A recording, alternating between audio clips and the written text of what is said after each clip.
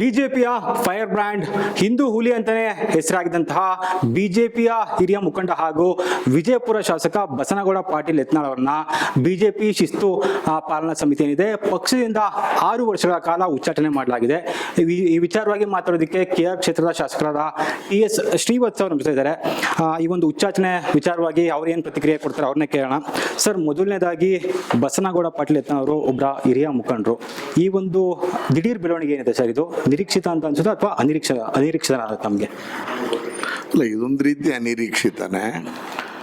ಏನಂದರೆ ಪಾರ್ಟಿಯ ಯಾವುದೇ ಸಾಮಾನ್ಯ ಕಾರ್ಯಕರ್ತ, ಯಾವುದೇ ಬೂತ್ ಅಧ್ಯಕ್ಷನ್ ಲೆವೆಲಲ್ಲೇ ನಾವು ಯಾರು ಪಾರ್ಟಿ ಬಿಟ್ಟು ಹೋದರೆ, ಪಾರ್ಟಿಯನ್ನು ಮುನ್ನಿಸ್ಕೊಂಡ್ರೆ ಅವ್ರನ್ನ ಕರೆದು ಸಕ್ರಿಯ ಮಾಡಬೇಕಾಗಿದ್ದ ಕೆಲಸದಲ್ಲಿ ಹಿಂದೆ ನಾನು ನಿರ್ವಹಿಸ್ತಾ ಇದ್ದೆ. ಆ ಹಿನ್ನೆಲೆಯಲ್ಲಿ ಎಲ್ಲೋ ಒಂದು ಕಡೆ ಕರೆದು ಏನಾದ್ರು ಒಂದು ಪ್ಯಾಚಪ್ ಆಗಬಹುದೇನೋ ಅಂತಿತ್ತು. ಆದರೆ ಎರಡನೇದು ಅನಿಸಿದ್ದು 2-3 ಸಲ ಕೇಂದ್ರದ ನಾಯಕರು ಕರೆದು ಮಾತಾಡಿಸಿದ ಮೇಲೂ ಎಲ್ಲೋ ಯತ್ನಾಳರು ಮಾತಾಡಿದ ರೀತಿ ಕೇಂದ್ರದವ್ರಿಗೂ ಇರಿಸುಮುರ್ಸಾಗಿದೆಯೇನೋ. ಆದರೆ ಒಬ್ಬ ಸಾಮಾನ್ಯ ಕಾರ್ಯಕರ್ತ ಆಚೆ ಹೋಗಬಾರ್ದು ಅಂತ ಬಯಸುವಂಥ ಪಾರ್ಟಿಯಲ್ಲಿ ಕೆಲಸ ಮಾಡ್ತಿರೋದ್ರಿಂದ ಸಹಜವಾಗಿ ಯತ್ನಾಳ್ ಅಂತವ್ರನ್ನ ಹೊರಗಡೆ ಹಾಕಿದ್ರು ಅಂದರೆ ಅದು ಪಕ್ಷಕ್ಕೆ ಒಂದು ರೀತಿ ಮುಜುಗರ, ಜೊತೆಗೆ ಲಾಸೇನೆ. ಯಾರು ಒಬ್ಬ ಹೋದರೂ ಲಾಸೇನೆ. ಹಂಗಂತ ಯಾರು ಶಿಸ್ತನ್ನು ಮೀರಬಾರ್ದು. ಒಂದು ಪೊಲಿಟಿಕಲ್ ಪಾರ್ಟಿಲಿ ರಾಷ್ಟ್ರೀಯ ಅಧ್ಯಕ್ಷರು, ನಮ್ಮ ಪ್ರಧಾನಮಂತ್ರಿ ಹೊಂದಿರುವಂಥ ಭಾರತೀಯ ಜನತಾ ಪಾರ್ಟಿ ನಾಯಕರು ವಿಜೇಂದ್ರ ಅವ್ರನ್ನ ಮಾಡಿದ ನಂತರ ಪದೇ ವಿಜೇಂದ್ರ ಅವ್ರನ್ನ ಬಗ್ಗೆ ಅಟ್ಯಾಕ್ ಮಾಡುವಂಥದ್ದು ಶಿಸ್ತನ್ನು ಉಲ್ಲಂಘಿಸಿದ್ದಾರೆ. ಅದು ಪಾರ್ಟಿಗೆ ಒಳ್ಳೇದಲ್ಲ. ಹೇಗೊಬ್ಬ ಕಾರ್ಯಕರ್ತನೂ ಅನಿವಾರ್ಯನೋ ಅವನ ಶಿಸ್ತು ನಮಗೆ ಬೇಕು. ಅವನು ನಮಗೆ ಅನಿವಾರ್ಯ, ಶಿಸ್ತು ಅನಿವಾರ್ಯ. ಆ ಹಿನ್ನೆಲೆಯಲ್ಲಿ ಈ ಕ್ರಮ ನನಗೇನು ಪ್ರಾರಂಭದಲ್ಲಿ ಅಚ್ಚರಿ ತಂದಿದ್ರು, ಆಮೇಲೆ ಸಹಜ ಅಂತ ಅನಿಸಿದೆ. ಸರ್, ಇನ್ನು ಬಿಜೆಪಿ ಪಕ್ಷದ ಪ್ರಮುಖ ಅಜೆಂಡಾ ಅಂತ ಅಂದ್ರೆ ಅದು ಹಿಂದುತ್ವ ಸರ್. ಈ ಹಿಂದುತ್ವದ ಕುರಿತಾಗಿ ಪ್ರಖರವಾಗಿ ಮಾತಾಡ್ತಾ ಇದ್ದ ಕೆಲವು ನಾಯಕರ ಪೈಕಿ ಯತ್ನಾಳ್ ಕೂಡ ಒಬ್ರು. ಈ ಉಚ್ಚಾಟನೆಯಿಂದ ಎಲ್ಲೋ ಒಂದು ಪಕ್ಷಕ್ಕೆ ಒಂದ್ ರೀತಿ ಸೆಟ್ ಬ್ಯಾಕ್ ಆಗುತ್ತಾ ಅಂತ ಅನ್ಸುತ್ತಾ?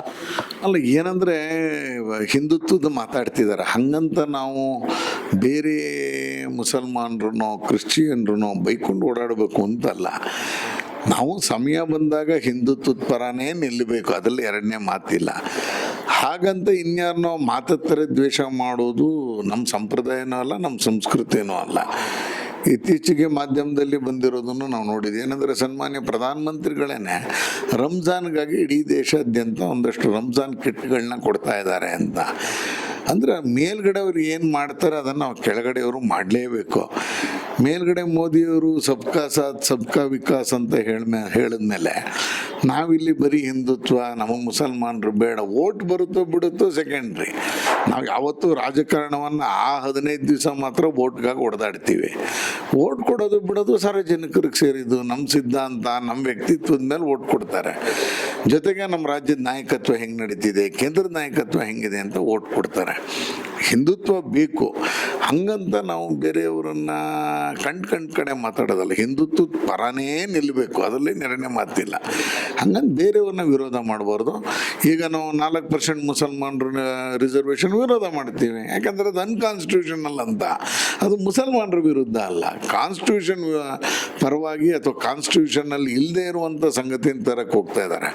ಹಾಗಾಗಿ ಅದ್ರ ವಿರುದ್ಧ ಆ ರೀತಿಯಲ್ಲಿ ನಾವು ಹೊಂದಾಣಿಕೆ ಮಾಡಿಕೊಂಡೇ ಹೋಗಬೇಕು.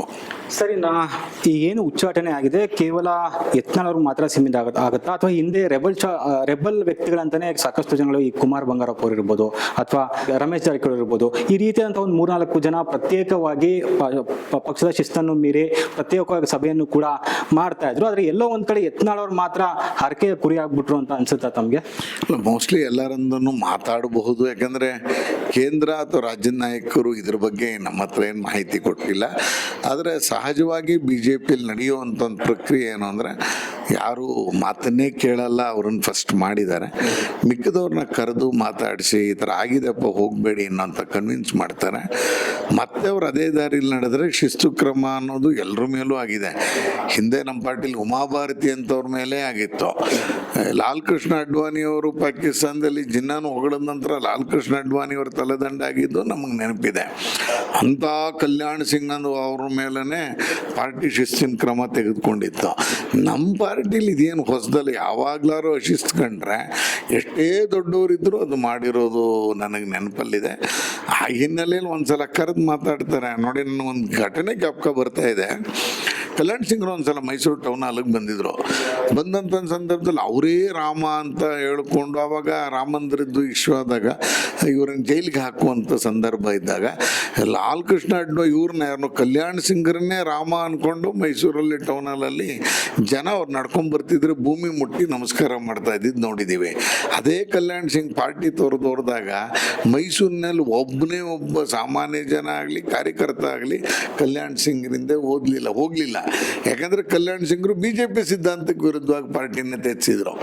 ಆ ರೀತಿಯಲ್ಲಿ ನನಗೆ ನೆನಪಿರೋದು ಇದೇನು ಮೊದಲನೇ ಬಾರಿ ಅಲ್ಲ, ಆದರೆ ಕರೆದು ಮಾತಾಡ್ತಾರೆ ಅಂತ ಅನ್ಸುತ್ತೆ. ಉಳಿದವ್ರ ಹತ್ರನೂ ಮಾತಾಡ್ತಾರೆ. ಒಂದು ಎಚ್ಚರಿಕೆ ಗಂಟೆ ಅಂತ ಅನ್ಸುತ್ತಾ? ಅದು ಸಹಜವಾಗಿ ಅನ್ಸುತ್ತೆ. ಅದು ಅನ್ಸುತ್ತೆ ಶಿಸ್ತನ್ನು ಬಿಡಬಾರ್ದು ಅನ್ನೋವಂಥದ್ದು. ಸರಿ, ನಾ ಕೊನೆಯದಾಗಿ ಹೇಳ್ಬೇಕಂತ ಅಂದ್ರೆ ನಾ ಆ ಕ್ಷೇತ್ರದ ಬಗ್ಗೆ ಹೇಳ್ಬೇಕು. ಈಗಾಗಲೇ ನೀವು ಆಲ್ಮೋಸ್ಟ್ ಅಲ್ಲಿ ಬರ್ತಾ 2 ವರ್ಷ ಆಗ್ತದೆ ಸರ್ ಈ ಕ್ಷೇತ್ರ ಶಾಸಕರಾಗಿ. ಸರ್ಕಾರದಿಂದ ತಮಗೆ ನಿರೀಕ್ಷಿತ ಮಟ್ಟದಲ್ಲಿ ಅನುದಾನ ಸಿಗ್ತಾ ಇದೆಯಾ? ಮತ್ತೆ ಈ ಒಂದು ನಿಮ್ಮ ಕಾರ್ಯಕ್ಷೇತ್ರದಲ್ಲಿ ಸಾರ್ವಜನಿಕರ ಆಶೋತ್ತರಗಳನ್ನ ಈಡೇರಿಸಿದ ಅನ್ನೋ ತೃಪ್ತಿ ತಮಗಿದೆಯಾ ಸರ್? ಅಲ್ಲ, ಕಡಿಮೆ. ನನಗೆ ಅನುದಾನ ಸಿಗ್ತಾ ಇರೋ ಪ್ರಮಾಣ ಕಡಿಮೆ ಆದ್ರೂ ಇಲಾಖಾದಿಂದ ಏನು ಅನುದಾನಗಳನ್ನ ತೆಗೆದುಕೋಬೋದು ಆ ನಿಟ್ಟಿನಲ್ಲೇ ಪ್ರಯತ್ನ ಮಾಡ್ತಾ ಇರುವ ಕಾರಣಕ್ಕೆ ಇಲಾಖಾವಾರು ಅನುದಾನಗಳನ್ನ ಬರ್ತಾ ಇದೆ. ಆದರೆ ಎರಡನೇದು, ಇವತ್ತು ಬೆಳಿಗ್ಗೆ ನಾನು ಶಿವಪುರದಂಥ ಏರಿಯಾದಲ್ಲಿ ಇಡೀ ಚರಂಡಿ ಮತ್ತು ಏನು ಸಿಮೆಂಟಿನ ಕಾಂಕ್ರೀಟ್ ರೋಡ್ಗೋಸ್ಕರ 1 ಕೋಟಿ ರೂಪಾಯಿ ಬೆಳಿಗ್ಗೆ ಗುದ್ಲಿ ಪೂಜೆಯನ್ನು ಮಾಡಿ ಬಂದಿದ್ದೀನಿ. ಅನುದಾನ ಇಲಾಖೆವಾರನ್ನೇ ಪಡ್ಕೋಬೇಕು, ನೇರ ಯಾವುದು ಬರೋಕ್ಕೆ ಸಾಧ್ಯ ಆಗ್ತಾ ಇಲ್ಲ. ಆದರೆ ನಮ್ಮ ಕ್ಷೇತ್ರದ ಪರಿಸ್ಥಿತಿಯನ್ನು ವಿವರಿಸಿದ ನಂತರ ನಂಗೆ ಸಿಗ್ತಾ ಇದೆ. ಉದಾಹರಣೆಗೆ ಪೌರಕಾರ್ಮಿಕರದ್ದು ವಿಧಾನಸಭೆಯಲ್ಲಿ ಮಾತಾಡಿದ ತಕ್ಷಣ 264 ಮನೆಯನ್ನು ಒಡೆದಾಕಿ ಹೊಸದಾಗಿ ಕಟ್ಟಿಸ್ಬೇಕು ಅನ್ನುವಂಥದ್ದು ಬಂದಿರುವಂಥ ಮಾತು. ಅಂದರೆ ಈ ರೀತಿಯಲ್ಲಿ ಸರ್ಕಾರ ನಾನು ಯಾವುದನ್ನು ಪ್ರೆಸೆಂಟ್ ಮಾಡ್ತಾ ಇದ್ದೀನಿ ಅದಕ್ಕೆ ಸೂಕ್ತವಾಗಿ ಕೆಲವು ಸಂದರ್ಭದಲ್ಲಿ ಪ್ರತಿಕ್ರಿಯಿಸ್ತಾ ಇದೆ. ಆದರೆ ಎಲ್ಲೋ ಒಂದು ಕಡೆ ನಗರ ಪಾಲಿಕೆಗೆ ಅನುದಾನ ಬಂದಿಲ್ಲ. ನಗರ ಪಾಲಿಕೆಯನ್ನು ಚೆನ್ನಾಗಿ ಮಾಡಬೇಕು ಅಂದರೆ ನಗರ ಪಾಲಿಕೆಗೆ ಸರ್ಕಾರ ಅನುದಾನವನ್ನು ಕೊಡಬೇಕು. ನಗರ ಪಾಲಿಕೆ ಸದಸ್ಯರಿಲ್ಲದೆ ಶಾಸಕರು ಭಾಳ ಕಷ್ಟವನ್ನು ಅನುಭವಿಸ್ತಾ ಇದ್ದೀವಿ. ನಗರ ಪಾಲಿಕೆ ಸದಸ್ಯರಿದ್ದಾಗ ಮಾತ್ರ ಆಡಳಿತ ಚೆನ್ನಾಗಿ ನಡೆಯುತ್ತೆ. ಆ ನಿಟ್ಟಿನಲ್ಲಿ ಸರ್ಕಾರ ಇನ್ನೊಂದಷ್ಟು ಅನುದಾನವನ್ನು ನಗರ ಪಾಲಿಕೆ ಕೊಡಬೇಕು. ನೋಡಿ, UGD ಆಗ್ತಾ ಇದೆ, ಡಾಂಬರೀಕರಣ ಆಗ್ತಾ ಇಲ್ಲ, ಧೂಳೆದ್ದೇಳ್ತಾ ಇದೆ. ಈಗಲೂ ಕಮಿಷನರ್ ಅವ್ರಿಗೆ ಮಾತಾಡಿದ್ದೀನಿ. ಆ ರೀತಿಯಲ್ಲಿ ಕೆಲವು ಸಂದರ್ಭದಲ್ಲಿ ಸಮಾಧಾನ ಇದೆ, ಕೆಲವು ಸಂದರ್ಭದಲ್ಲಿ ಅನುದಾನದ ಕೊರತೆಯನ್ನು ನಗರ ಪಾಲಿಕೆ ಎದುರಿಸ್ತಾ ಇದೆ. ನಗರ ಪಾಲಿಕೆ ಶಕ್ತಿ ತುಂಬುವಂಥ ಕೆಲಸವನ್ನು 65 ವಾರ್ಡ್ ಹಿತದೃಷ್ಟಿಯಿಂದ ಮಾಡಬೇಕು ಅಂತ ಅನಿಸುತ್ತೆ. ಎಸ್, ಇದಿಷ್ಟು ಶಾಸಕರಾದ ಶ್ರೀವತ್ಸ ಅವರ ಮಾತಾಗಿರುವಂಥದ್ದು. ಕ್ಯಾಮ್ರಾ ಪರ್ಸನ್ ರವಿ ಜೊತೆ ಕಾರ್ತಿಕ್, ಇಂಡಿಯನ್ TV, ಮೈಸೂರು.